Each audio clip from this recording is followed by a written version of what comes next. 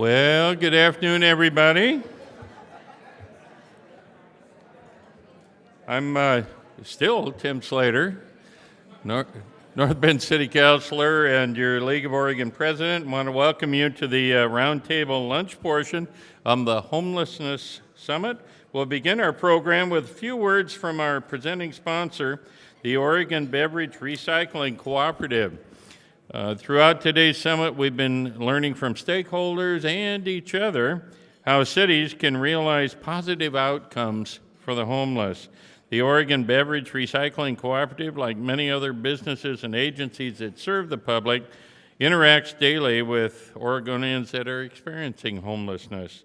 The OBRC has a unique perspective on how the lack of sufficient affordable housing creates challenges for businesses and the kinds of things that businesses can do in partnership with willing governmental agencies to help address these problems. Please give a warm welcome to their Community Relations Manager, Mr. Joel Scheening from OBRC.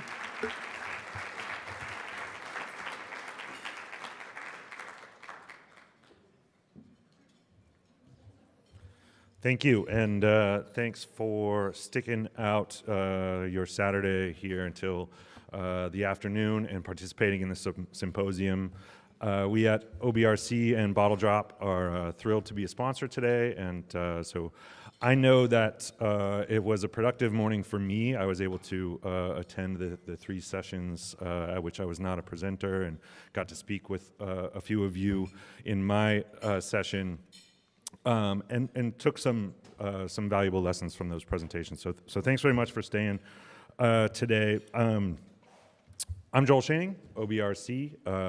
I manage our communications, and really for the last year have been focused on not homelessness issues specifically, but really on issues related to our bottle drop redemption centers and how we engage in our communities. And so I'm really excited to be here speaking with local government leaders and having the opportunity to tell you that we want to be a part of the solution. I know that you all experience issues related to homelessness, the many intersecting issues that cause homelessness, and are trying to respond to those every day.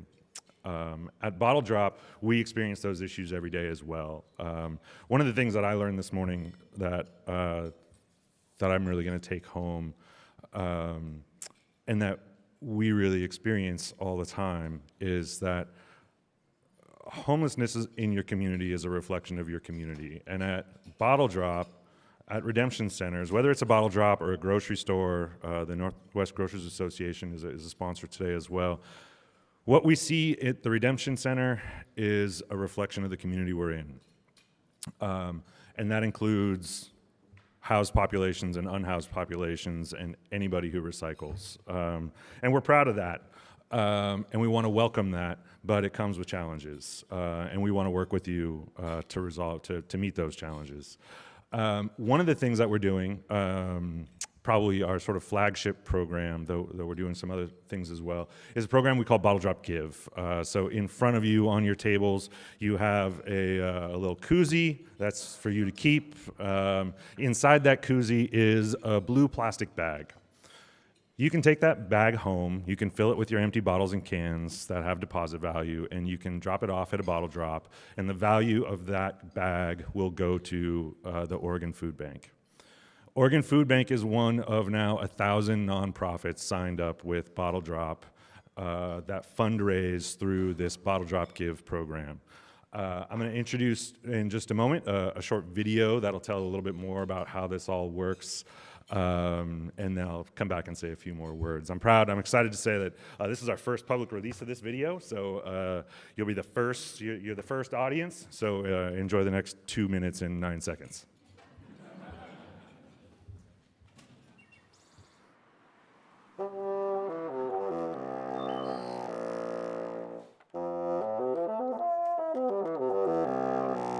My name is Boyd Osgood. I'm the treasurer of a group called Indivisible 97201. My biggest activity in the community is this green bag bottle drop effort. We do it as a public service. All the proceeds go to the Oregon Food Bank. There are over 200 units in these buildings, and the amount of returnable bottles are substantial. It seems like a no-brainer.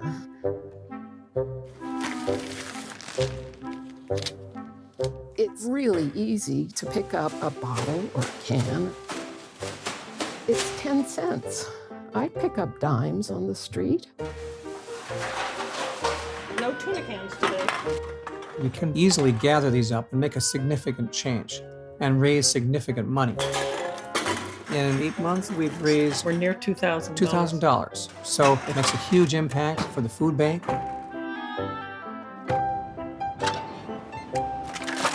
It's particularly special to me because it keeps items out of the landfill. We network with Boyd. He's been compiling all the data. He's our data man. I maintain a spreadsheet on how many bags we've contributed, and every time any account gets over $40, I contribute to the Oregon Food Bank. They fulfill such an important need, and it just feels good every day to know you've made a difference. The other thing is when you feel a part of something bigger, life just suddenly has a bit of a glow to it. It's much more stimulating. Nicely said.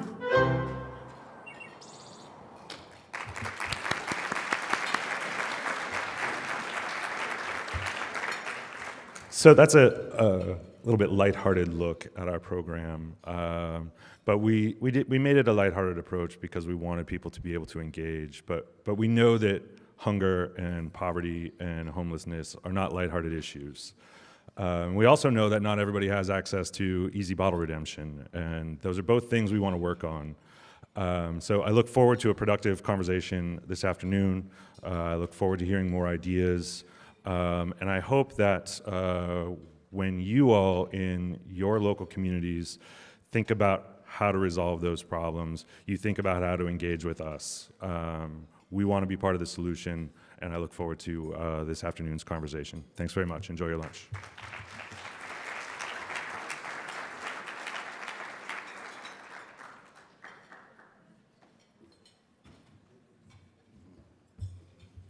Thank you, Joel. Excellent video.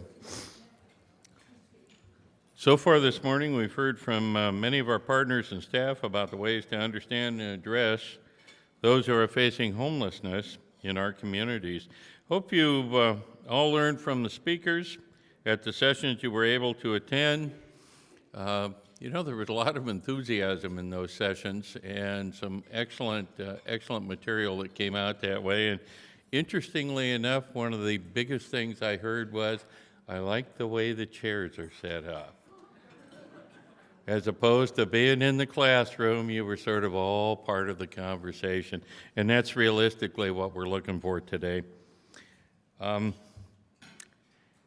for those sessions you weren't part of, you talked to each other to hear about what they heard at those particular times that they got together. Soon we will begin our discussion about how we as cities are working on addressing homelessness in our communities. But first, we will hear from a number of our mayors in a short video.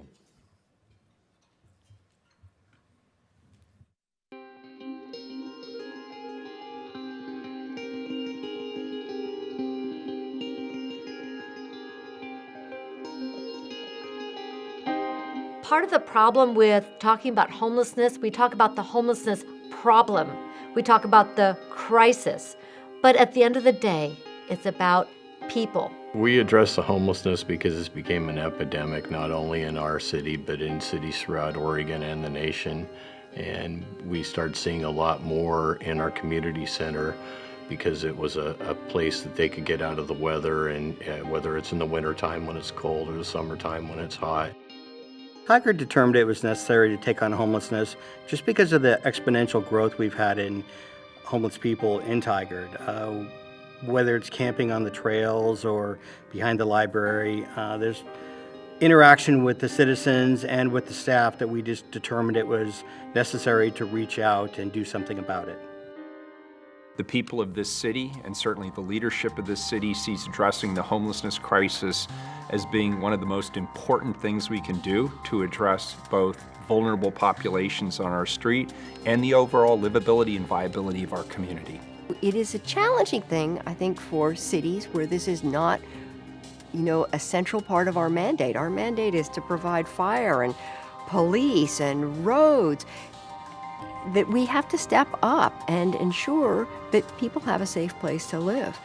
We represent everyone in Madras, and everyone includes the homeless or transients, people that are passing through within our city. And we owe it ethically to help everyone, regardless of their status.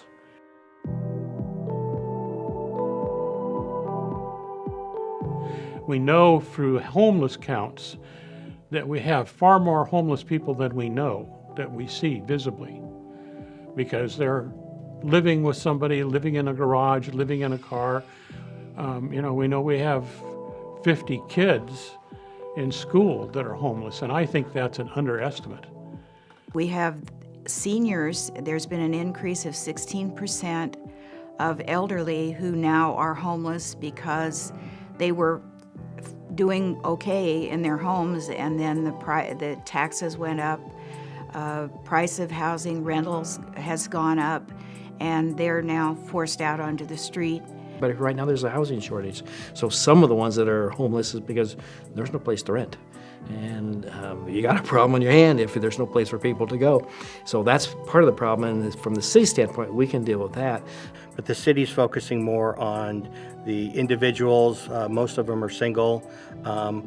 What's amazing, when I've talked to different ones, they either have a spouse and or a pet. And there's a lot of shelters that don't take the pets, and a lot of shelters that it's same sex. So we end up with a lot of homeless that are related to those issues.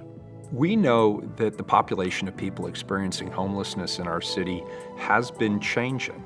First of all, the population continues to grow, but we also know that the people living on our streets have been on our streets longer, they're more chronically homeless, and they also have coexisting conditions like severe mental health issues or addiction issues or other issues that make it even harder for them to be able to overcome their homeless status.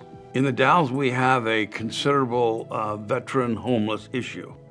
And in the last 5 years, we've doubled the number of doctors at our local clinic. We've doubled the number of service officers, and we've gotten involved with our community action program. We also are addressing the needs of the survivors of domestic violence. We have a fabulous program that's in partnership with our district attorney's office and the Center for Hope and Safety. What we're actually experiencing is more mental health issues, more situations of people coming into our community, maybe looking for a job, being turned down for that job, and then getting into a situation where not only are they homeless because of the lack of the job, but now they're disillusioned because they've been turned down for the job. It's kind of like if you have a long hallway with doors that lead to homeless, the more you can head them off, and we look at our job as to find those people that will help them and get the people to where the services exist, because we don't offer very many in Central Point. We're not a very big city. So.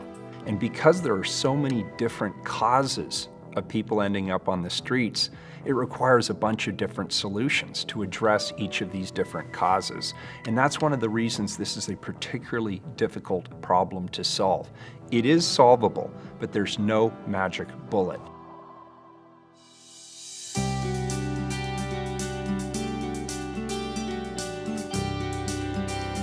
My biggest takeaway from this is that you may think you have a solution and it's good for part of the population, but not necessarily the whole population. And you have to continually balance the property rights of residents and store owners with the rights of the homeless. The lessons that I would share with other cities and jurisdictions that want to succeed in helping people who are homeless is, first of all, don't go it alone. You don't have all the answers. You have some of the answers, but collaborate. We know how to do this work. There are nonprofits and providers throughout our state who know how to do the work. We also know that the barrier is the lack of housing itself, that we're in short supply of good housing. And the third thing we know is that people can only stabilize their lives with ongoing support services. You have to partner with learning best practices from other cities. I know at the U.S. Conference of Mayors this year, we sat down with all the West Coast mayors, big and small, and talked a lot about housing efforts. In my discussions with other mayors, we all have that same universal problem. We have people that are outside the regular community of society. They don't have proper housing, they don't have proper nutrition, they have pretty much given up hope. Having hope means that you have an optimism for the next day, that you know that the next day may be better than this last day or the last year. You just need to have that optimism that will keep you going. And having a home gives you a sense of belonging. The ones that are homeless have a need, and we are our brother's keepers, and so we have responsibility to do what we can to help. You have to get out there and do something yourself. You have to be part of the solution. I think if we could make a difference in one person's life, that's a success. With many issues, cities lead.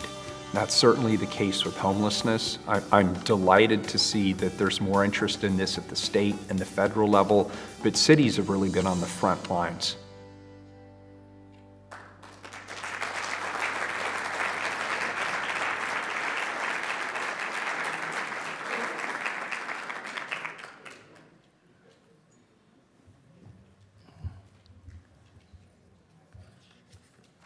Well, what an excellent lead into the discussion that's going to go on this afternoon.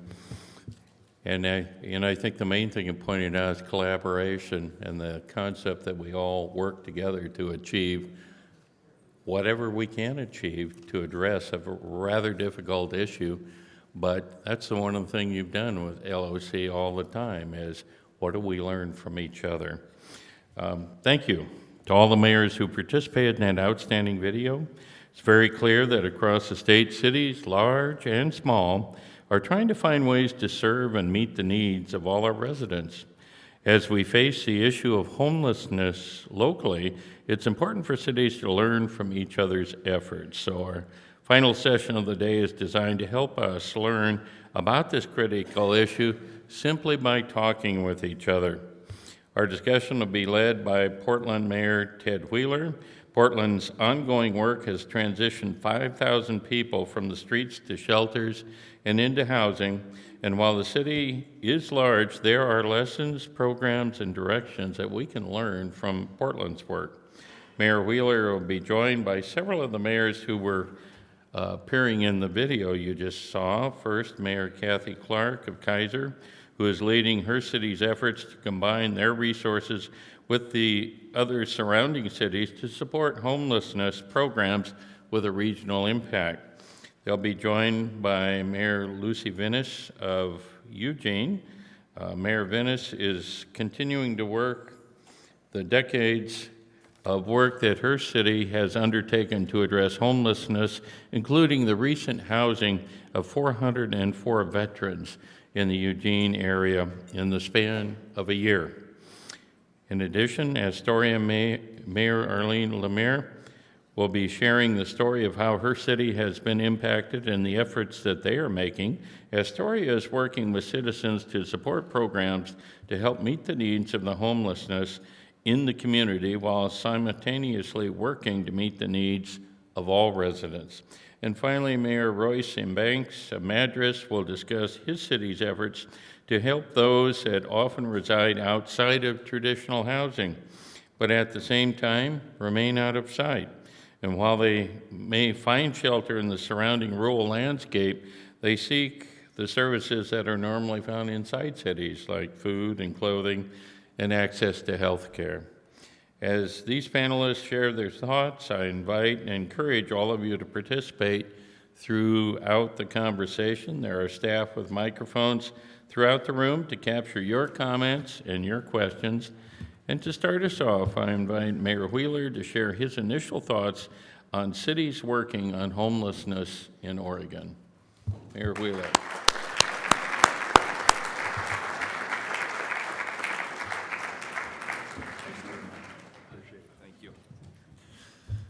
Well, thank you, everyone, and thank you to the League of Oregon Cities for orchestrating this important event today, and I'm honored to sit up here with my fellow mayors from around the state. So I was asked to take a few minutes and set the table in terms of the big picture, talk a little bit about what we're doing in the Portland area, and then set up the first line of questioning for our folks. And as Tim just said, we really want this to be as interactive as possible. So we're going to try to do a little bit of a multimedia, multi-engagement opportunity here and see if we can dice things up. So bear with me.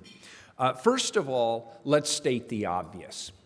There are strong pressures here in this state, just as there are in all of the United States, to try to divide us.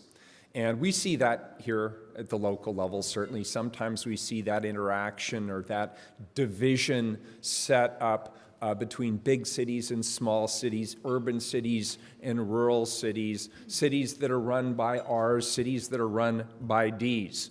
And the reason we come together as the League of Oregon Cities is to find ways that we can actually work together and find ways that we can share commonalities and leverage off of each other's experience. And that's the spirit in which we're gathered here today.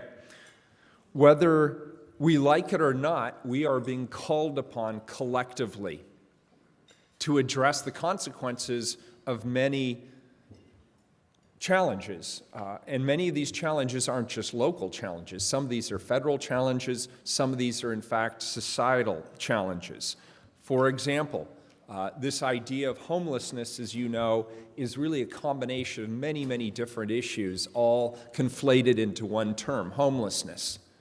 We are forced to confront structural economic issues that are society-wide.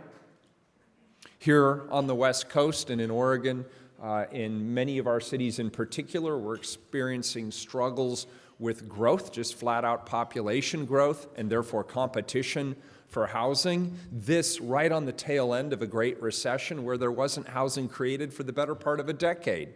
So we started with a deficit, and now with all the people moving to our state and moving to our communities and the growth of population, we're finding that we are doubly stretched in terms of the workforce and lower income housing.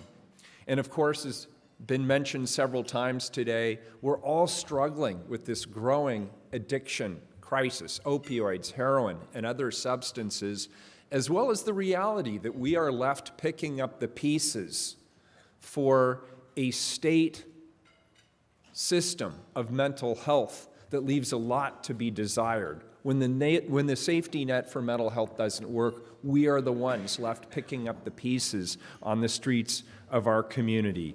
And last but not least, and I really don't mean this as a partisan issue, because this has been a long-standing issue through Democratic and Republican administrations, we're picking up the pieces for federal policies that have failed local communities. And if I could just point to one as an example, I'd say look at the fact that since the early 1980s, federal support through HUD for housing, for affordable housing, has declined by 85%.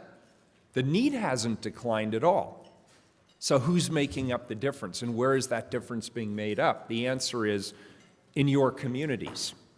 So that's what we're left with. And we're not in a position where we can complain about it or whine about it or throw our hands up in the air and say it's somebody else's problem. That's not what people elected us to do. They elected us to lead. And so as I said on the video, and I'm glad I said it, I actually forgot I said it, cities lead. Cities lead. and we're in a unique position to do it very well. So briefly, my story, because people often ask, well, how did you and homelessness get introduced to each other? I was a banker. I was a finance guy.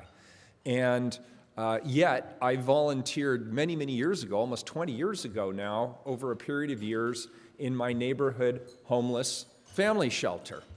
And I felt that the interactions between the nonprofit I worked with and our local government could be improved, and that's what got me on this path towards politics in the first place. And I'm sorry to say that over the years, if anything, the problem has only gotten worse. But along that path, I've learned a few things. And the most important thing I have learned about homelessness is this: we know how to address the issue. We know how to do it. And it's a combination of approaches. As I say, there is no one magic solution, no magic bullet, if you will. But we know the formula, and the formula is making sure that we do everything we can on the prevention side to prevent people from becoming homeless in the first place. We know that we need a robust response of quality shelters, so that if people are looking for a way to get out of the elements, get off the street, get out from under the overpass, get out of the rain, the snow, or whatever, you need a place for them to go. We know that they need to be connected to services. And for some people, that's mental health services. Other, it's drug or alcohol addiction treatment. Others still, it's job training or economic help. For many women in our community, we find that they're survivors of domestic violence, and that requires a specialized approach. Many are veterans. That requires a specialized approach. And for the youth who are collectively on our streets, they have their own issues which require specialized intervention, because as you know, many of those youth have come through either neglectful or abusive circumstances in the past, and frankly, they may not be in a position to trust adults. And so that requires something of a different intervention. We know we can make good progress, and this is really the message I want to leave everybody with. There can be successes. This is not a hopeless situation. And as Mark Jolin, up here lonely in the front, who is the director of our Joint Office of Homeless Services between the City of Portland and the County of Multnomah, acknowledged this morning, just last year, 6,000 people received homeless prevention services. That's 6,000 people who are at risk of becoming homeless who are not.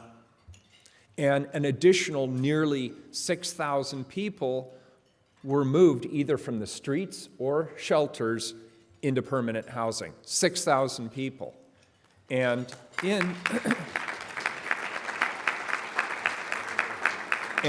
the shelter system, about 8,500 unduplicated individuals were able to come in out of the elements and potentially get connected to those services. So we know that we can make good progress, and there's lots of things we're trying to do at the City of Portland to be successful. Last but least, I'll just say the obvious because it needs to be said, it needs to be underscored. This is all about us as local leaders taking the lead to put together, using our power of convening, using what influence we have in our local communities to build the partnerships required to help deliver all of these different parts of this overall formula of service delivery. So that means working with our nonprofit communities, that means working with our faith communities, that means working with our business leaders, that means engaging other branches or other levels of government. And that, of course, means all of us working together as the League of Oregon Cities to talk about what our ask is of state government or what our ask is of federal government in order to be more effective in our role. So I'm going to stop there, having, I hope, just sort of set the table and a baseline. But not all cities approach this in the same way, and I have found that on this panel, there are some just tremendously innovative approaches that all of us could learn from, and I hope that's what we do. So to start with, I'm going to ask our amazing panelists if they would tell us a little bit about what their cities are doing to undertake and address the needs of their communities. And since we're in this order, Mayor Embanks, I'll just start with you on the far end, and maybe you could tell us a little bit about what you're doing in Madras and what you'd like to share with all of us today. Okay, thank you, Mayor Wheeler. And thank you for coming. The tail end of this, I expected to be about 3 people out there, but you guys all stayed around for this, so it's really gratifying to see that. I'm from Madras, Oregon, over on the other side of the mountains. We're a small town. We've got less than 7,000 people, about 670. And we've had a homeless problem probably forever. But I came on council in 2003, and that's when I got educated in the homeless in Central Oregon. And I could not imagine anybody wintering over in Madras that was homeless. I mean, you got to be tough to survive a winter in Madras if you don't have any kind of housing or you don't have any kind of cover. So we're not talking about weak people, we're not talking about lazy people, we're talking about people. And I proceeded to ask questions and found out that basically the churches were the ones that were protecting the homeless from the weather and helping them out during the summer. And it wasn't an organized group. They were just various churches that took that upon themselves as their mission or as their thing to do for the city. And over time, 2004, faith-based network evolved. And it was a combination of all the churches in Madras getting together and say, we need to have one coherent plan. We need to approach this problem with one coherent plan. And I listened to their meeting and got enthusiastic about it, but we were still not there. We had the Madras Gospel Mission that would house about 16 men and provide some emergency shelters in the winter, but really that wasn't coordinated as well. It was just run basically out of the Madras Gospel Mission, and there's more than 16 men usually that are homeless. And one of the things that we started thinking about is it homelessness or is it brokenness? Is it a logistics problem? Is it a money problem? You know, it's any problem. People can be derailed by some things that others would take in their stride. But for them, they just can't recover from it. A loss of a spouse, a loss of a child, loss of a job. You know, these are all things that happen. And if you don't have a good support system, sometimes you just can't get through without help. So we looked at this as how valuable is a human life. There is no money you can put on that. And these people need help, and they need our help. Those of us that are able to should, and we have an ethical responsibility to do that. So we began working with the church groups, the faith-based network, and the Madras Gospel Mission. And the city of Madras right now is working with them to provide a homeless shelter for women and children, which we've never had. We've had some beds for women, but they were pretty much temporary. We've had consistent beds for men and for those people who were being released from Deer Ridge Correctional Facility in Madras. And they have a program where they work with the people to try to develop job possibilities, just anything that they need to get them started and back on their feet. Every year in Madras, we have a little one-day session called the Our Community in the Park. And we usually track anywhere from 3,000 to 5,000 people. And there's free haircuts, dental work, some medical help, doctors examining people for their pills to make sure they're taking the right pills, clothing, trying to get people into clothing that they can go to a job interview with. Other health issues, even veterinary services, because a lot of homeless people do have dogs for pets. And children's events, bouncy houses and things that kids can do while their parents are there doing something else. It's a big festival, but basically it's aimed at those people that need assistance. And we have a great response to that. One of the recent council meetings, I had a person ask me a question about, well, how can we do that? We have barely enough money to fix our streets. How can we help a bunch of homeless people?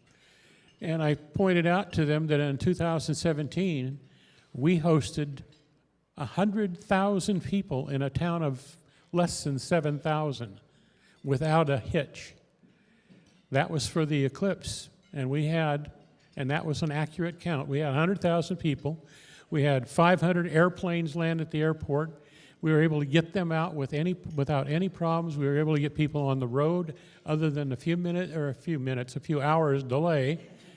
I got stuck on the end of the airport on Highway 26, so I got to watch all 500 airplanes leave. And it really, if you think about it, it really was an accomplishment. But we worked together.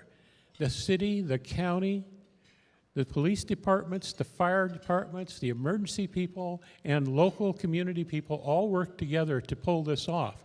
And if a town can do that, then why can't we work on this homeless problem and not solve it, because you'll never solve the homeless problem. There'll always be homeless. But at least take a big chunk out of it and try to make people's lives better. And that's what elected officials are do when they run a city. We're supposed to make our city, the people in it, their lives better. So that's pretty much all I've got to say. Thank you, Mayor. And Mayor Vinnis, thank you. You have been a fantastic host to us today for this conference. Maybe you could share some of the good work you're doing here in Eugene. Thanks so much. So I'm going to approach this at sort of two levels. So one is the kind of longstanding institutional support that we have for work around stabilizing people's lives, and the second is the sort of grassroots efforts that have emerged in the last decade or so. So the City of Eugene, for a couple of decades, has been part of our county-centered Human Services Commission. And so the Human Services Commission, through the county, the cities, Eugene, Springfield, our city councils make contributions to add to a fund to provide services through the Human Services Commission, which then distributes those funds on a granting basis to our service providers for people who need both food and shelter services. So that's a long-standing structure that we have that has helped us, I think, moving forward, because we have this long-standing sort of cooperative, collaborative process, and the city's already paying into it. Within the city itself, in about 1990, we started a car camping program. So recognizing that the existing service providers weren't meeting the need, we started a car camping program, and our primary partners in that have been the faith community, and the faith community would allow families and individuals to park in their vehicles, whatever vehicle that was, in their parking lots, and the faith community provides, make sure there's an outhouse, right? There's some sanitation facilities. As a result of the Occupy movement, in about 2011, after the Occupy movement, we closed our Occupy encampment and opened a process through my predecessor, Mayor Piercy, that we called the Opportunity Movement, and that triggered some really innovative thinking and some opportunities for us. And some of you may have had a chance to go on these tours. One of the things that we learned about the Occupy movement was that encampment was very appealing to the people who were there, because all their services were in one place, that not only did they have housing there, but they had access to service providers. So one of the things the city did is they made land available next to our Public Works Department and enabled a new community to form there of people who are without housing, who would live collaboratively, cooperatively in what we started out calling Conestoga huts. So there's a wooden base and an arcing roof on them, and it just enables people to be up off the ground and in an insulated place. There are 36 houses there. Some of them are more like huts than Conestogas, and they have shared kitchen facilities and shared bathrooms, and they have a yurt that's a gathering place. So it gives them an opportunity to form a community, to stabilize their lives, and to work together, and then to begin to make their transitions to more stable housing. Then we also spawned a sort of an even lighter, quicker, cheaper housing solution with another nonprofit that we call the Rest Stops, and these are tents that are up on platforms. They're in enclosed areas, and they can house up to 20 people. So they have lower level of facilities. They just have an outhouse and they have some water, and people can't stay there during the day. So they have to leave during the day and do whatever they need to do to organize their lives. But it gives them a safe place to sleep, a safe place to keep their belongings. It gives them structure and a little bit of support service in terms of the nonprofit that manages that. So we have 5 of those Rest Stops, 2 different nonprofits that are managing those, that have provided this sort of inexpensive sort of crisis housing, but transitional housing. We also had a community crisis in 2009. A gentleman froze to death. He was homeless, but a familiar face around town, well-known, beloved by many, and he was addicted, and he froze to death. His name was Thomas Egan. And what emerged from that was a commitment by the community to say, we don't want people freezing to death, and we wouldn't want to do something about that. So the community, it started with the established nonprofits, again, those providers, started that way, providing initially one big shelter for people to come in on very cold nights. And that has transformed into a much larger effort where there are about, I should remember exactly how many sites, but there may be 7 or 8 sites in the community where when the weather gets below 30 degrees, people can collect as a gathering point downtown at the First Christian Church. They can get free bus service out to any of the sheltering sites. Again, it's communities of faith that make a community hall available.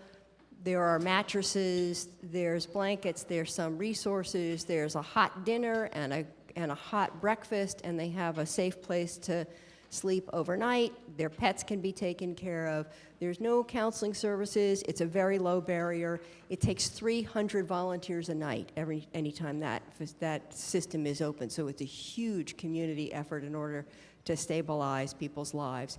And those 3 things together have now really inspired our city council to look at investing in a permanent homeless shelter, because we don't have one. We have the Eugene Mission has a homeless shelter, but we don't have a public homeless shelter here. And so the city council has set aside $1 million to help sort of prime the pump. And the county, again, through the Human Services Committee, the county again has stepped up and with funding to do a feasibility study. And we are actually going to hear about that feasibility study in council on October 10th. So that is coming back, and the challenge we set for those consultants was make it clear to us how a permanent shelter will integrate with the services we already have, because we want to expand services, not replace services. We need more and not less.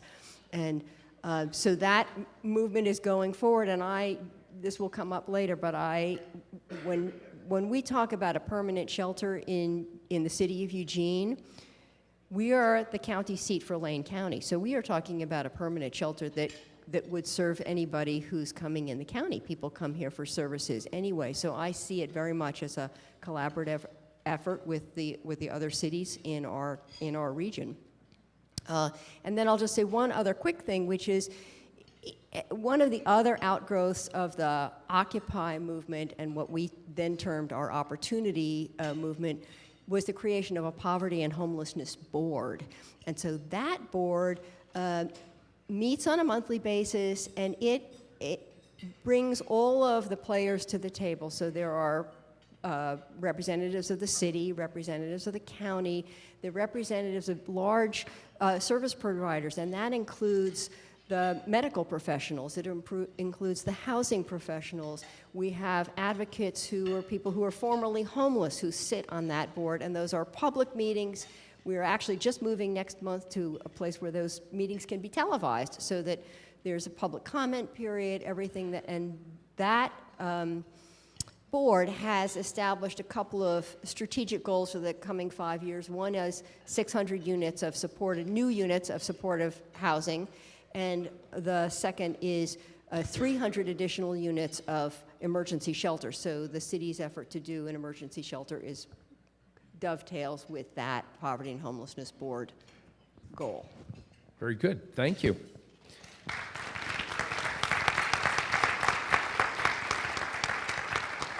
And Mayor Clark, I know you have a number of initiatives in Kaiser. Maybe you could tell us a little bit about those. Thank you very much, and thank you all for being part of this conversation today. I have been so gratified to hear so much passion and interest in making sure that we're serving people in our community and doing it effectively. So Kaiser is a land-constrained city. We share an urban growth boundary with the city of Salem, and we share services with Marion County. So clearly, on our own, we can't do a whole lot, but together we can accomplish a great deal.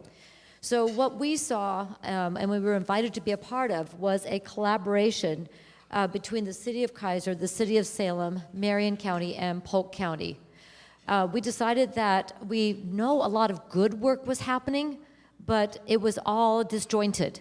It wasn't communicating, it wasn't connected, and there was an opportunity that we saw to start to bring a better understanding of that work together, and also to better inform the work so we could identify gaps and provide meaningful services for the investment that we were making. So about 2.5, 3 years ago, at the invitation of Marion County Commissioner Janet Carlson, and then Salem Mayor Anna Peterson, Polk County was included as well, which was important because Salem spans 2 counties, and they had a commissioner who sat on there, and then I joined for the city of Kaiser. We brought together a coalition of law enforcement, housing providers from shelter management, real estate, education, veterans, runaway and homeless youth, and city officials, county officials, to really get a lay of the land. Everyone knew kind of what they were doing, but what we did was we created a framework where we could all find out what each other was doing. Also, what makes a difference? What moves the needle? What helps get a person from being vulnerable, from being out on the streets, from being in danger of losing housing and security? And what can move them effectively on a trajectory toward personal stability and then life success. So over the course of 1 year, it was our determination to create a plan, but it had to be a plan of action. If it was one more study to sit on a shelf, nobody was interested. And they made it very clear from the get-go. So we took 1 year with very intentional meetings that brought panels of experts on our different populations that we were attempting to serve, hoping to serve, and in some cases were serving, to find out what we were doing and what we could do better. At the end of our process, we did create a strategic plan, and it is a plan of action. But more importantly, we got to a better understanding of who we all are. We finally broke down some of those silos and initiated conversation between the different sectors. We created a community understanding and started breaking down myths about what homelessness is and what it isn't. And more importantly, we began to put a very human face on homelessness and housing, that we were looking people in the eye. We were saying, how can I effectively help you? And more importantly, how can I equip you to be an active participant in your own life journey? With that plan, and then the ongoing work that we have done collaboratively, just that beginning of conversation, the strategic plan took on a life of its own and began to make progress. we also began to identify gaps. And one of the ones that we all knew about, this was no surprise to anybody, was overnight shelter for runaway and homeless youth. We had a day program, but we did not have overnight shelter.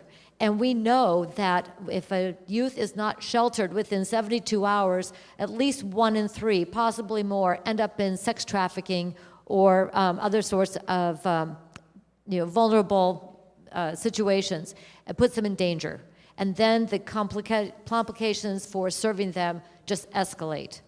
So couple weeks ago, we cut the ribbon on a runaway and homeless youth shelter called Taylor House, which was named for a young woman who died on the streets of Salem, and we are determined that no young person will ever die on the streets of Salem ever again.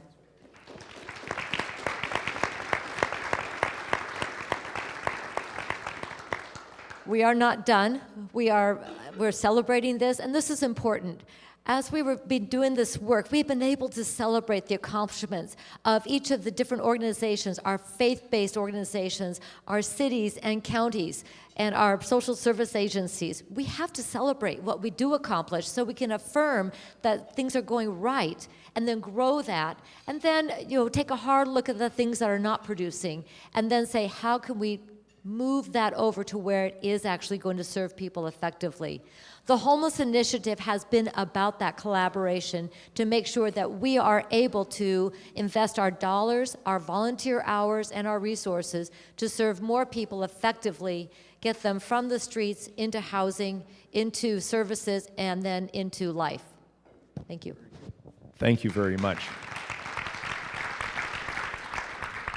And last but certainly not least, Mayor Lemire from one of our most beautiful and historic seaport cities, Astoria. Well, thank you. And I think a lot of the homeless think we have a very beautiful place to live too, because they've been coming in.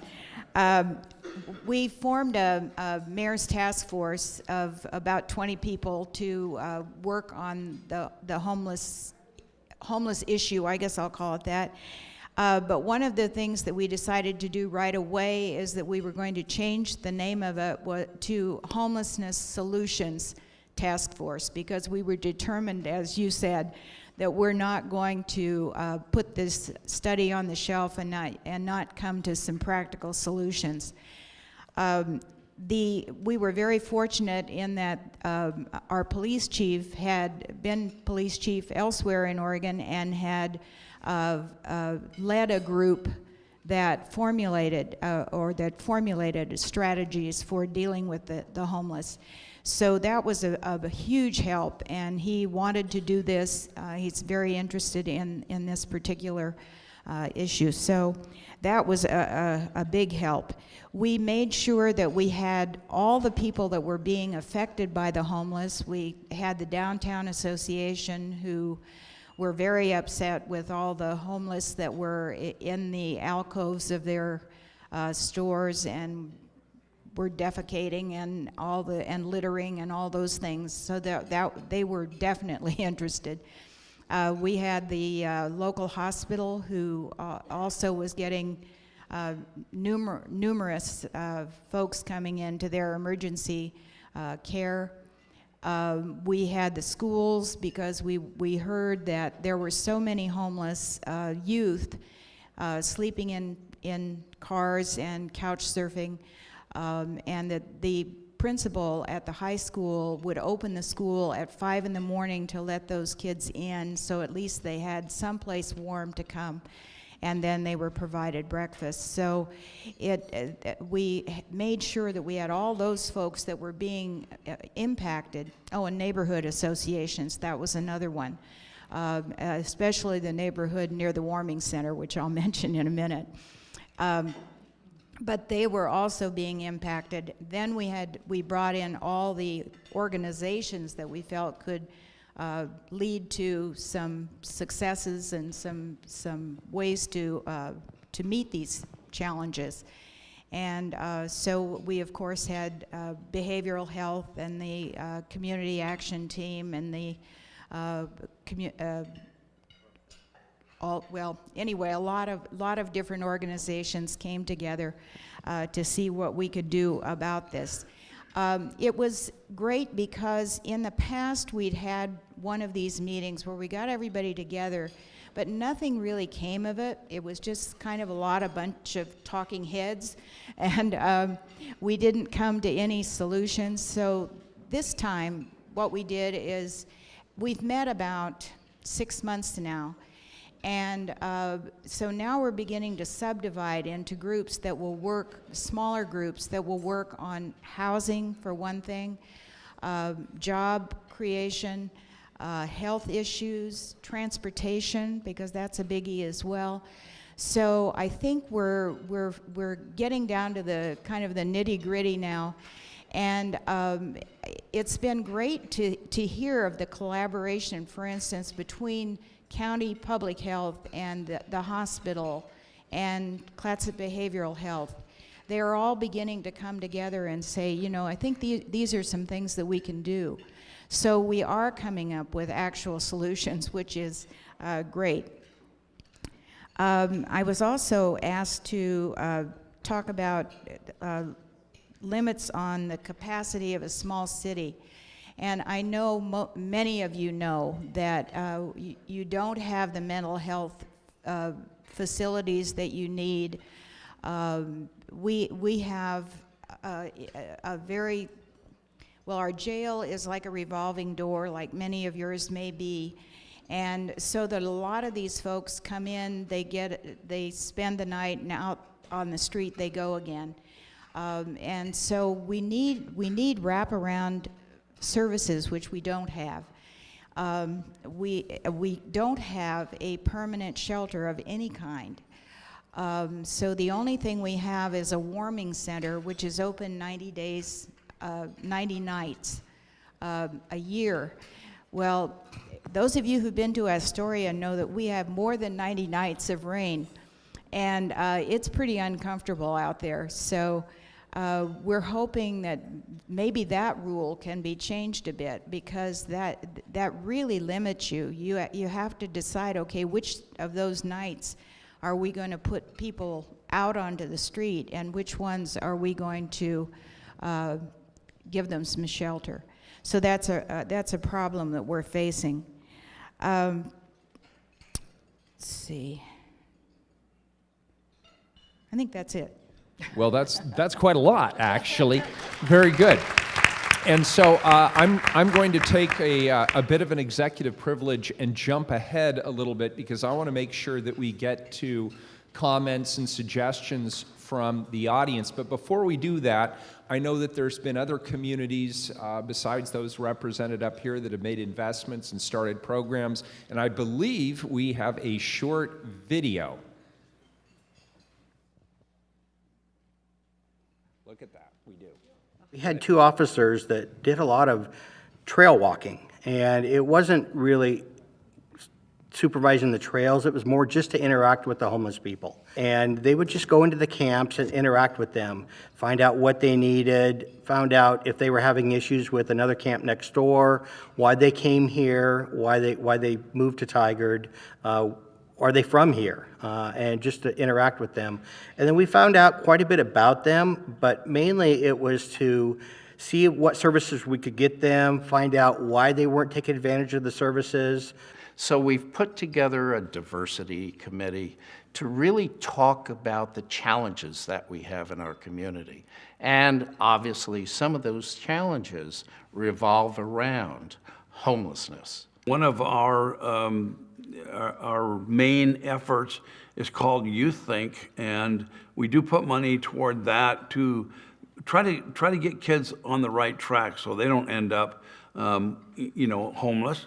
This year, the city manager created a new position, and it's a community coordinator. And we have a lot of agencies throughout the community. Having somebody come to town, especially if they've drifted in and never been there, they don't know where these resources might be. So we have the community coordinator position that we now have is one person that's kind of a liaison between all these other organizations that provide services for low-income and homeless people. Very good. So here is our first audience participation opportunity. I don't know if there's anybody out there who has some other ideas or programs or investments or perhaps a couple of questions for the folks on the panel at this point. If you could just raise your hand, and then a league staffer will find you with the microphone. And I know this is not a shy audience. There we go. Look at that.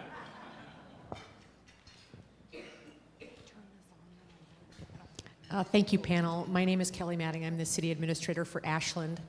I'm just curious. I'm new to this being the city administrator of Ashland, and so I'm curious what the mayor's or LOC is doing about trying to get some clarification on this 90 days maximum that the building official states that that's in the state law, trying to get BCD to look at that. And I know that there's that conflict between putting people in structures that may not have sprinklers or doing something like that, or having people out on the street. And I get that tension, but I'm curious if there's anything happening at the legislative level that LOC is looking at to try to balance that a little bit better.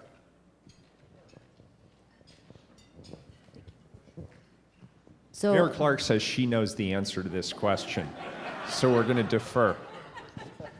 Actually, kind of tangent to this issue is about creating spaces that are structurally and safety oriented for people to be sheltered safely. So we did have this conversation, actually part of our homeless initiative. How do we navigate between that, creating the shelter so somebody's undercover, and then how do we make sure that it does comply with fire safety and other codes, so that if something goes awry, there are systems in place to ensure that the people who are sheltered there are safe.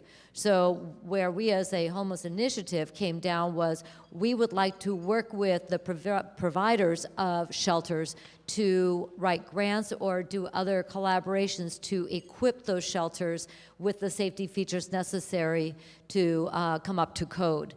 And we felt that that was a strong long-term solution, rather than try to get changes in the codes that would allow for something that might have less fire safety or other provisions in that building or in that structure.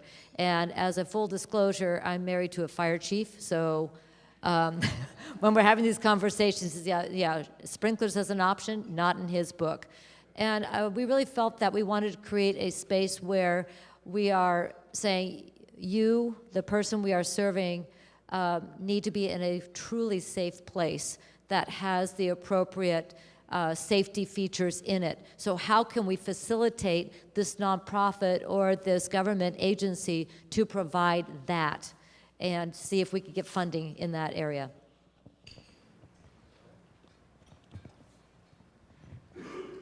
We have a couple other questions. Is the mic still going? There we are.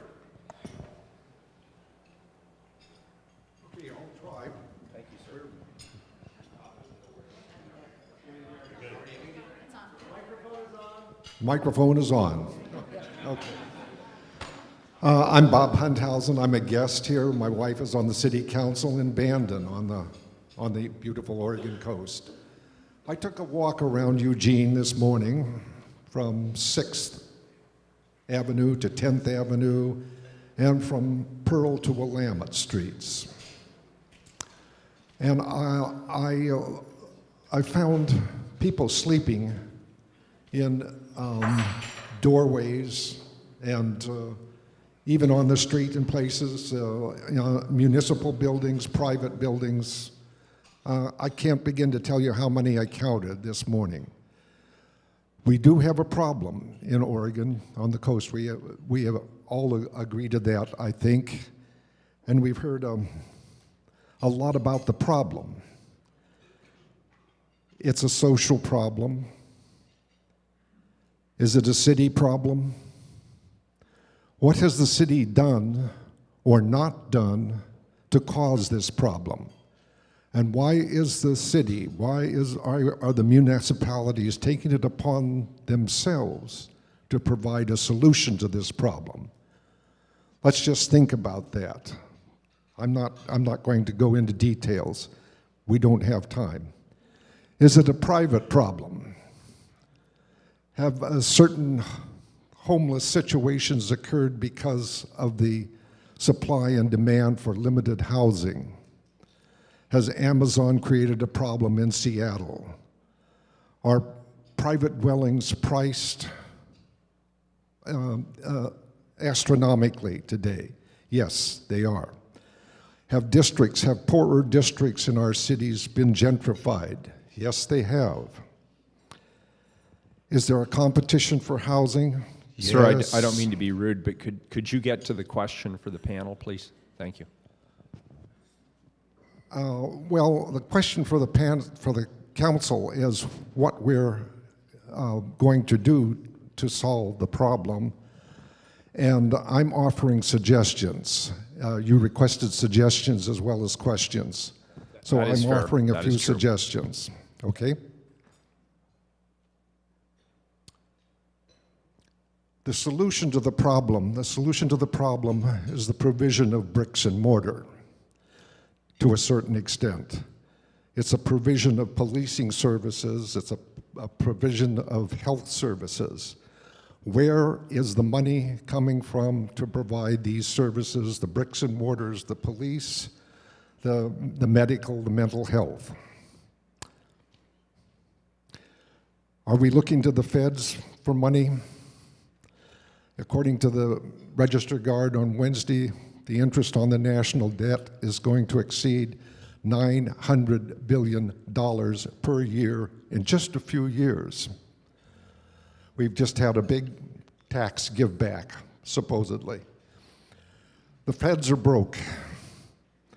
The state doesn't have money to provide for these services, and the cities don't have money to provide for these services. The solution is going to have to come from the private sector as well as the public sector. We cannot socialize the risk and privatize the profit. Okay.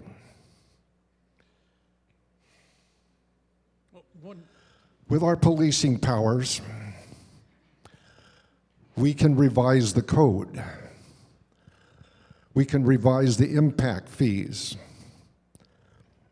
And we can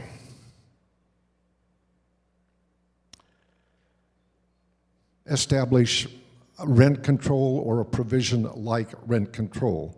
And it's probably going to take all of these solutions to address this problem.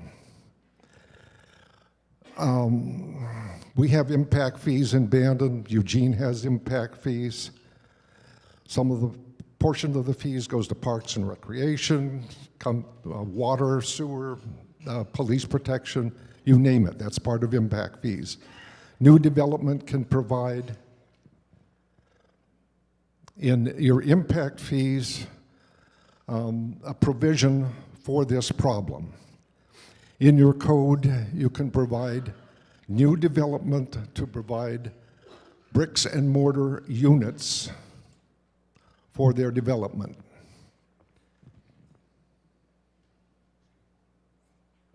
All right, good. Well, you've given us Okay, a lot to and That's it. Thank you. Excellent. That was very comprehensive, very thoughtful. Thank you, sir. Would anybody like to react or respond to any of those particular issues? Well, we can think of all the myriad things that have to be done and should be done and could be done. But the basic problem exists now. And we're working on solutions now. We're not going to solve this problem. We're going to eventually overcome it, but we're not going to completely remove all the people that are homeless. There are people that are homeless that want to be homeless, and that's not heresy. I have talked to them. They do not want to go into a structured living situation where they have to give up whatever their drug of choice is or whatever their feelings are about their rights. So we're always going to have them. But Eugene has turned out an excellent solution to a lot of his housing problems, and I suggest everybody goes to Eugene and look at what they've done with these Conestogas for the short term and with the little houses for a little longer, and for some of the houses that are built for people that have an income but can't afford all the upkeep and are be able to live on a much smaller scale. So, you know, those are solutions you can do. We're working on Madras. We're working with Ben's, Shepherd, Good Shepherd, not Good Shepherd, what is it? Shepherd House. We're working with Shepherd House and having some of their people come over to Madras and help us develop these housing programs that get people out of the weather, get them in a situation where they have a home and they have meals and they have possibility to learn, train for a job. And so we're collaborating with them. There's different housing initiatives that are able to build some houses and to help people with houses. So you're not going to find a solution instantly, but you're going to find solutions as you can, and that's all we can do is the best job we can until we can come up with a better idea. Mayor Clark? While there's no one agency that has all the money and resources, what we're finding is that as we have begun to build our strategic plan and act upon it, we're finding that there are a lot of resources that just need to be better allocated and to get better results. And by informing the work of our nonprofits and of our different government levels and the collaboration that we're building, we're able to get a better return on investment on those resources, serve more people, and serve them more effectively so that they don't continue the revolving door, but actually get on a trajectory toward their life success. So part of this is not necessarily quantity of resources, it's the quality of the resource allocation and investment. And that's what we're trying to accomplish through our strategic plan and the homeless initiative. Mayor Venus, did you want to speak? No. Very good. All right, there's one more comment we'll take in the back, and then we'll move to the next part of the program. Thank you.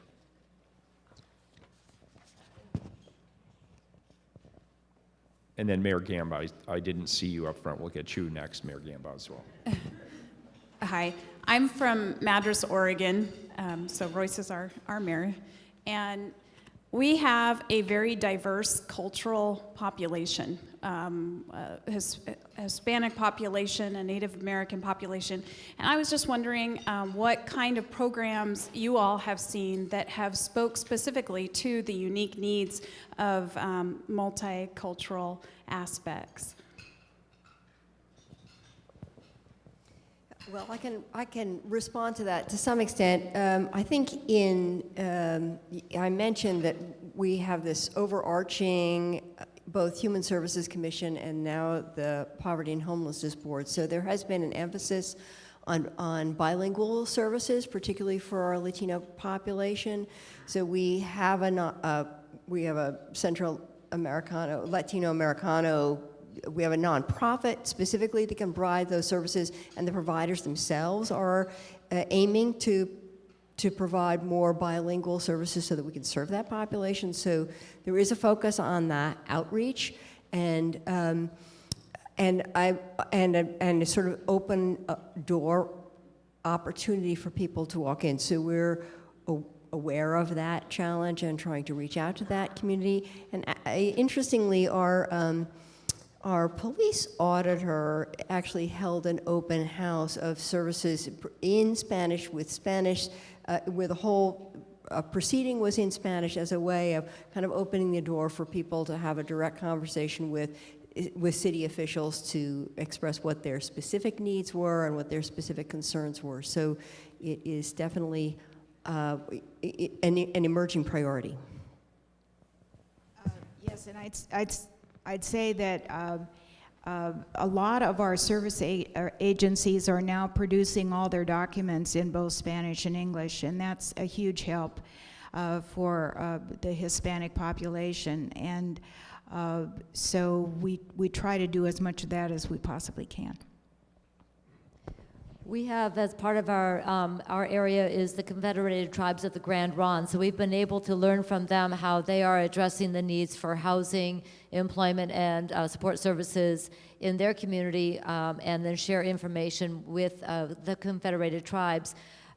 We have, within our Salem-Keizer School District, I think the last count was 53 different languages spoken at home as the primary language. So we are learning that we need to not only understand the context of the general population, but also traditions and a multi-generational living that is very much embedded in the cultures of a number of the ethnic groups that live within our area.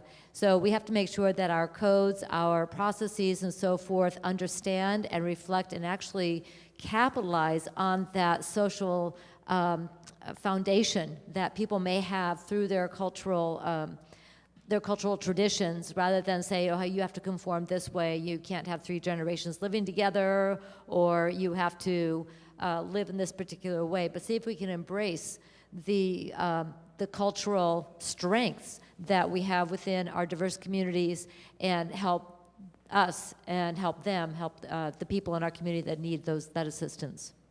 Very good. Mayor Gamba.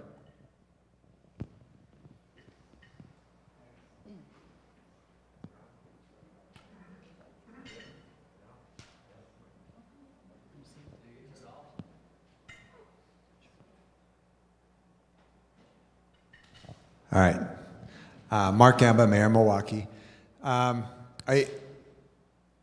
lot of the solutions that are really cool and innovative and interesting, like the Conestogas and the rest areas and a lot of the things that Portland's doing and throughout the state, I see focused on individuals, sort of. And it brings up a concern about a priority that I think plays out in the long term if we don't address it, and that is families. In Milwaukee, North Clackamas School District, we have 400 school kids that are currently homeless. I think Beaverton has around 1,400. If you think about that, it's in essence a force multiplier for homelessness in the future. Because if kids are homeless, they're going to not do well at school at very best if they attend at all. And that just sets them up for a lifetime of struggling and likelihood that they will themselves end up homeless. I think we are going to have to, as a state, prioritize stabilizing those families in situations that the kids are going to be able to thrive in school so that they then have a trajectory out. Thanks. Yes, Mayor Vinners. One of the programs that I didn't mention, which you're absolutely correct. We have had for several decades in Eugene what we call the interfaith shelter system for homeless families. And the way it has functioned, and it's just changing, the way it has functioned is that, again, the faith communities open up their doors for a week or 2 at a time to families. It is managed through St. Vincent de Paul. And so they live in sort of temporary cubicles, but the faith community provides dinner and breakfast, and people live there for a week and they connect with that community. So it provides some stability. They're centered out of the First Place Family Center, which is the day center for St. Vincent de Paul. So the kids go back, pick up their school buses there, go on to school. So that has been our ongoing system. St. Vinny's has actually just now, they have purchased a church in town, and they have moved that program into their own facility. So now, instead of the families moving from church to church, the volunteers from each church will now come to the families in that church setting. So, and that has been a school year program, so it really runs from September until June. Is part of the network. Our car camping program has always had slots for families as well, so families who are car camping are part of that program. And a number of our homeless services actually focus on families. So a number of the providers have emergency shelter. I used to work for Shelter Care. We had emergency housing for families and homelessness prevention programs for families, and that's true for about 3 or 4 of the nonprofit providers have homelessness prevention services for families. That's fantastic. Mayor Clark. If I can tag on real fast, we have something similar, which used to be called the Interfaith Hospitality Network, which was similar where churches trained and then opened up their facilities. So this is not something, yeah, I think I'll just do it on a whim, but they are trained and equipped to be able to effectively serve families. And then it is now transitioned to be called Family Promise. The data that has come from that has been staggeringly positive. Over 95% of the families served end up in permanent, stable housing. So this is an incredibly effective way to network our faith community in a positive way that gets that return on investment that we were talking about earlier about having resources. This was a resource that had been previously untapped and has had spectacular results for stabilizing families. Is it enough? No. But is it growing? Absolutely. And it's really delivering results. Very good. And while you have the microphone, Mayor Clark, I want to just deftly switch into the next segment of our conversation here, which is around partnerships. And I think all of us here on the stage, and probably all of you, have experienced the reality. And the gentleman who had put forward a fairly comprehensive platform hinted at this as well when he asked the question, why are you doing this, and what is the responsibility of everybody else, and how do you work and how do you collaborate with others? Mayor Clark, I know that you have had an initiative in your area. According to my notes, it is beautifully called the MWV COG Initiative. And that can't be completely right. And if it is, let's all work on a branding solution here today. But could you tell us a little bit about what led to that? Well, first of all, what is the initiative? What led to it? And what can we all broadly learn from that experience? So it is the Mid-Willamette Homeless Initiatives. That's the shorter acronym. But it is currently housed, and I'll talk a little bit later, how it got to be at the Mid-Willamette Valley Council of Governments. And that is where that work is now being housed and staffed. But initially what this started was we recognized individually as jurisdictions that, we weren't getting ahead of it. We were falling behind, and there's a lot of people doing really great work, but they weren't in synchronization, and they weren't sharing data. So what happened was former Salem City Mayor Anna Peterson and County Commissioner Janet Carlson were talking about this. How do we really effectively serve people in our community who are homeless or in danger of becoming homeless? They heard me on a radio program talking about this very issue, and I got a phone call that night, and they said, "Would you want to be part of this?" And I did not hesitate for a second. I said, "Yes." Can I be any faster?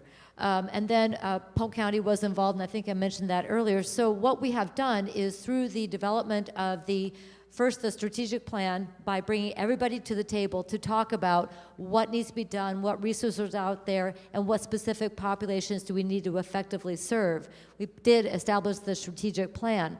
One of the key pieces of this is the collection and sharing of data, because you don't know what you don't know until you start to collect that data and then share it. So we now have collective knowledge, and we have collective information that is based on best practices. We are using the vulnerability index to assess the needs of people who come in contact with our nonprofits and getting that into the system once. So this poor person who is maybe thinking, okay, I'll try it again, see if I can get services, and they have to answer those same darn questions again. They're going, you didn't hear me the first time, I give up. And we would do that, and certainly a person who is feeling vulnerable or is tentative about building relationships of trust are going to have the same feelings. So by creating this collective database, sharing the information, making it available to our nonprofits, asking them to either use the same database or crosswalk their data into shared knowledge and databases, we are now beginning to gather up that collective impact of informed services, informed investments, and then be able to measure the results. Is the work we're doing actually producing something? If so, is it enough? Is it yielding the results? Can we do more if we invest more? That also informs our ask. When we go to a state agency or federal agency, we now have the data that says, guess what? This is yielding results. If we had more money to invest here, we're going to be able to serve more people and do it effectively. We're also developing a youth version of our assessment, which is not available nationally. So our youth challenge, the Homelessness Challenge, which effectively, little side note, did the 100-day challenge with the goal of getting 100 of our youth off the streets and into shelter. They accomplished a goal of 95 at that time, but then started the process to establish Taylor House and ongoing services. So that had a huge collective impact. But there was not an effective tool for assessing the needs and the vulnerability of our youth. So we are doing that now, and we will make that available and share it with anybody and everybody so they can have that same access to data for serving our young people as well.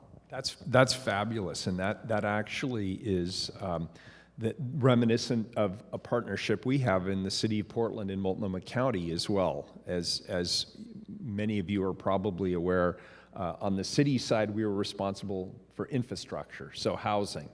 And on the county side, they had all the mental health services, they had the addiction and treatment rehabilitation services, and there was fragmentation in terms of how we were actually delivering our homeless services. And so a number of years ago, the city and the county came together and created this joint Office of Homeless Services. And Mark Jolin, right there in the front row, is actually the individual tasked with running that. He reports both to the city and the county and coordinates our initiatives. And one of the more interesting components of this is we take our general fund money and we put it in a big pot with our state and our federal money. Collectively, that's about, $72 million a year. And then we have a board that determines how best to allocate those resources based on the need around prevention and shelter and services and transitions to housing. And so it's more of a streamlined movement, and we found that's also helped us to broaden the partnership in the way you just described, Mayor, to other parts of the community, external partners, whether it's the business community or faith partners or nonprofit partners or others who are ready to step up and help. So I know there are many others who have their own take on this. I believe we have another video on partnerships. Is that correct? Let's roll it.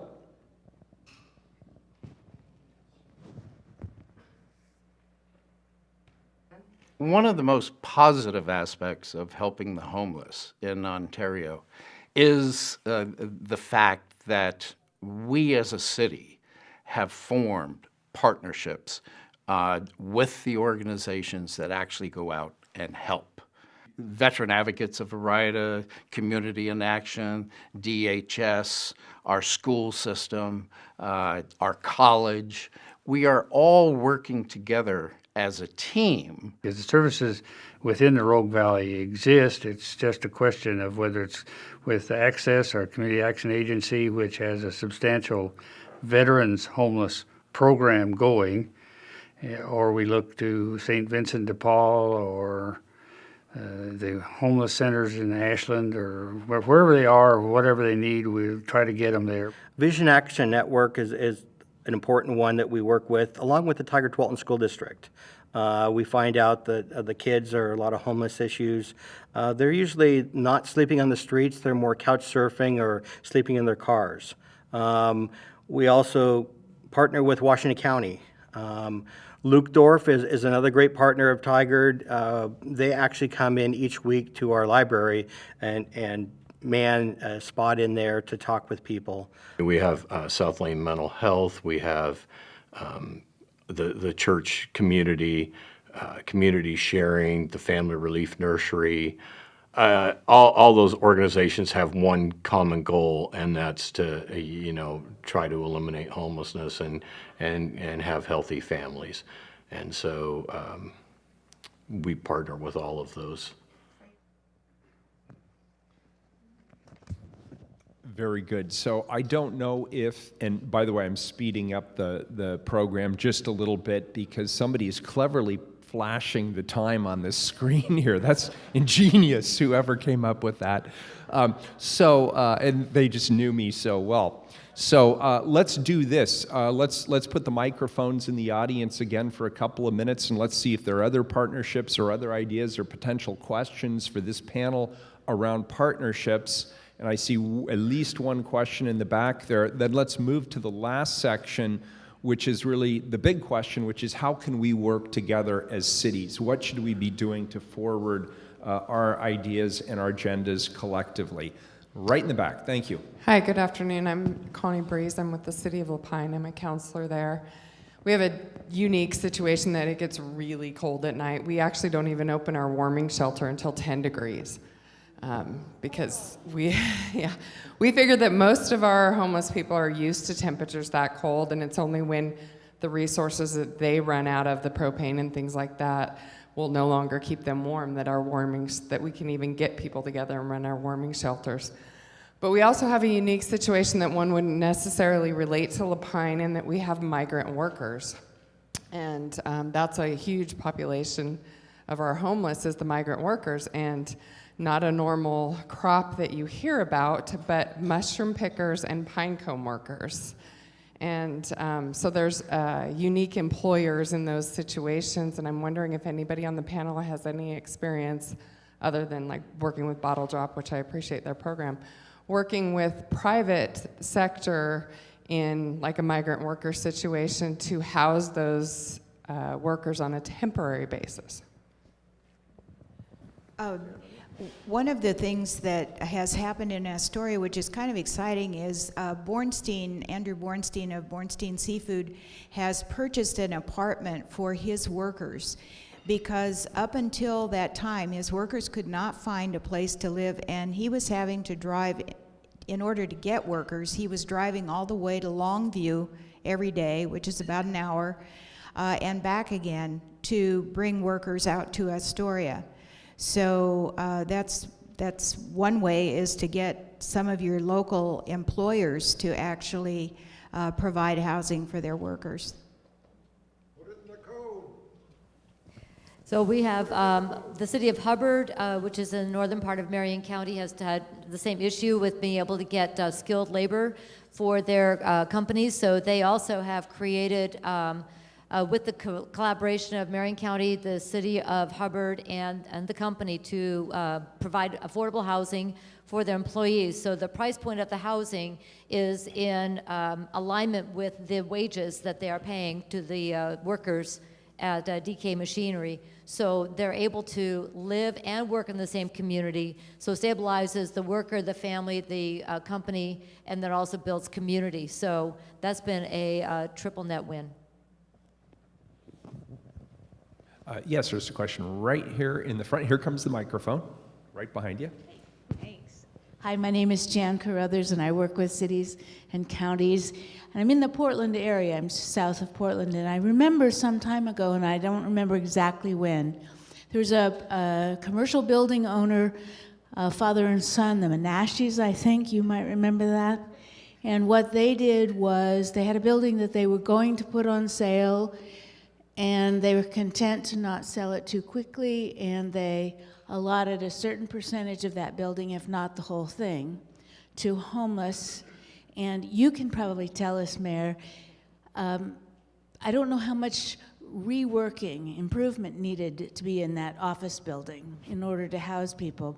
But I was always curious, were there any kind of incentives that were provided, or was that strictly a contribution?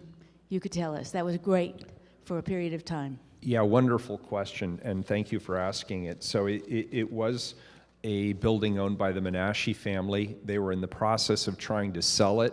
We had a particularly cold winter. This was 2 winters ago, as some of you may recall, and we put the call out to people throughout the community if they had extra potential shelter space, if they had buildings, if they had lobbies, or vacant facilities that could potentially be converted relatively quickly into temporary winter homeless shelters, we would be interested.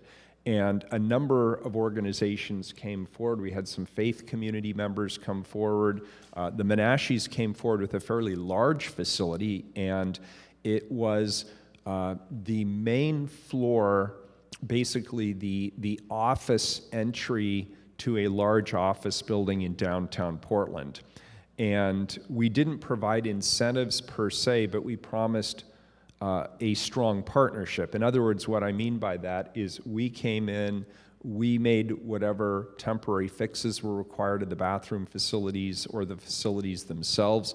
We provided the mats, we provided the professional management services for the shelter, and we promised we would take care of any problems that arose and that we would leave the facility in the same shape that we found it when we left, to their satisfaction. And on the whole, I thought it was a very good partnership. Mark, how many people did that hold? I forgot. As many as 200 people per night were able to sleep in that shelter. So we were very grateful for that. And by the way, every winter we're looking for potential emergency shelter space, and I know that's true in every community. So if you know people, particularly in the real estate business or the brokerage business, and they might be able to forge a partnership with your local municipal government, that's always a good thing. Mayor Vinnis. Just a quick, this is not a building, but I just want to mention that the City of Eugene did implement a couple of years ago what we call our Dusk to Dawn program, and these are MASH tents. They're military MASH tents, and we have 3 of them. And we've just expanded it so that they can house 95 people. If a person comes and gets a bed there, that's their bed. They can, as long as they come back every night, they get to keep that bed. So they're not losing it and hauling their things around or living with uncertainty.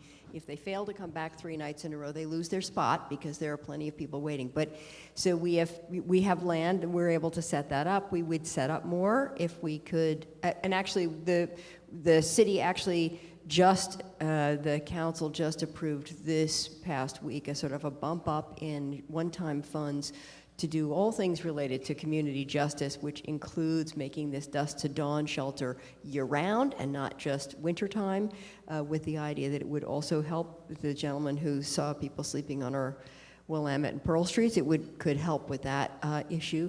So that has been our kind of, again, lighter, quicker, cheaper way of providing some kind of shelter. Very good. So the large sign says, Mayor Wheeler, begin closing remarks. And so, yes, it's no, but my wife, if she saw this, she'd use it every day. This thing is great. So here's what I'm going to do. I'm going to sort of cheat, because I really do want us to have this last little bit here about what we should be doing together as cities. So I'm going to read a punch list, and then maybe the folks on this stage, and then quickly, if there's others in the room, could tell me what is not on this list as we work together to push an agenda that is statewide in a collaborative manner. Here's what comes to mind. Increased investment in supportive housing. That's the wraparound services to keep people successful in housing, mental health services or addiction treatment services or domestic violence services or job training. Increased housing development, which presumably is a no-brainer, but that would be incentivization, funding or tax credits geared towards helping to create more workforce and lower income housing. Easing the burden on temporary shelter structures. And last but not least, maintaining or increasing investments in mental health. First, colleagues up here, what's missing from that list that you can think of? Mayor Clark?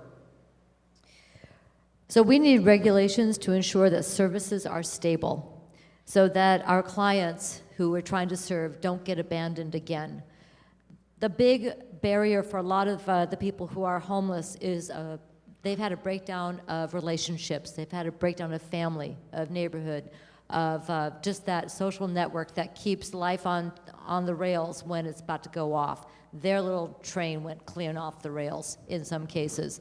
So when we are providing services, when we're looking at providing the wraparound, we need to make sure that we are thinking long-term, not just, well, we can do this for a few years.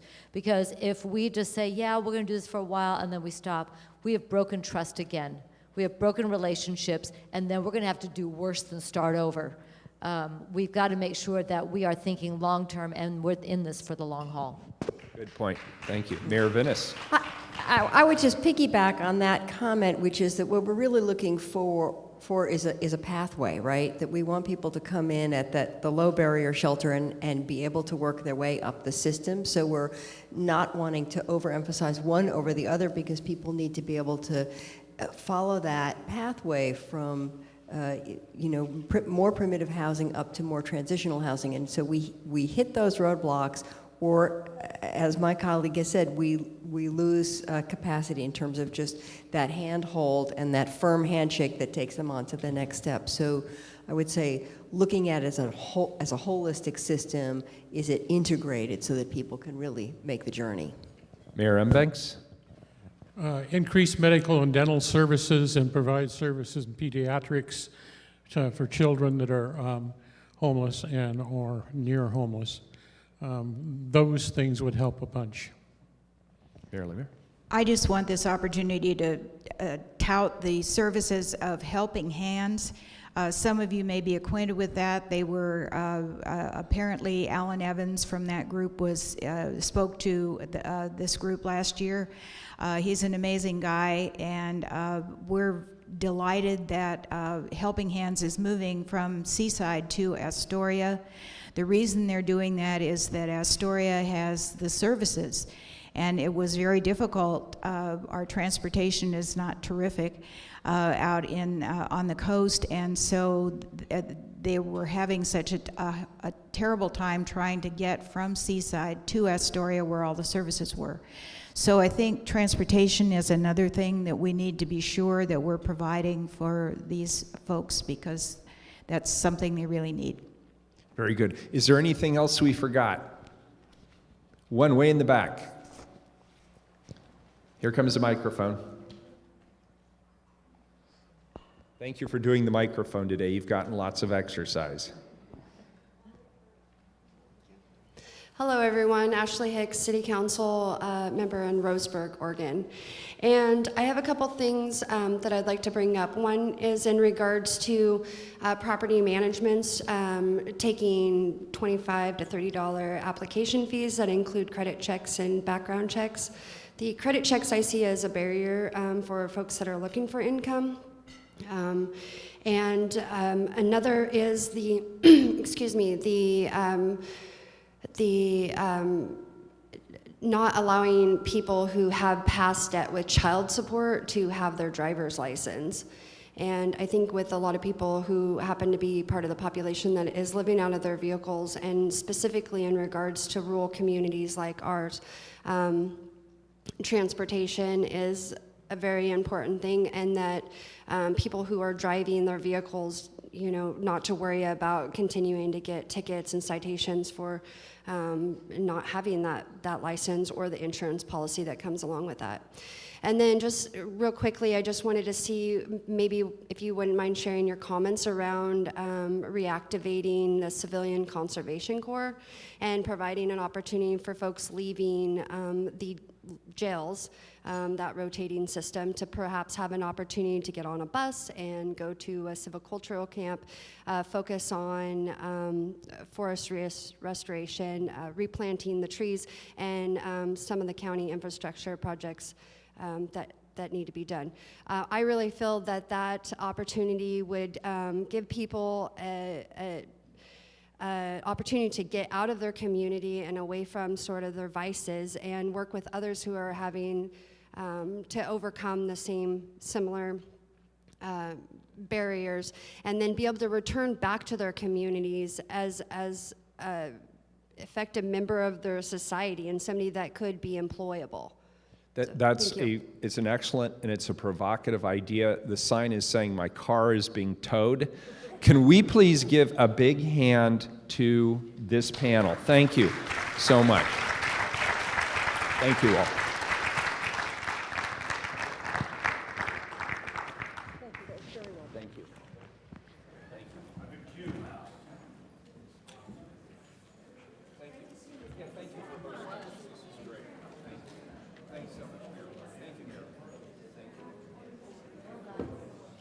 All right, here's the most popular guy because I get to close the conference.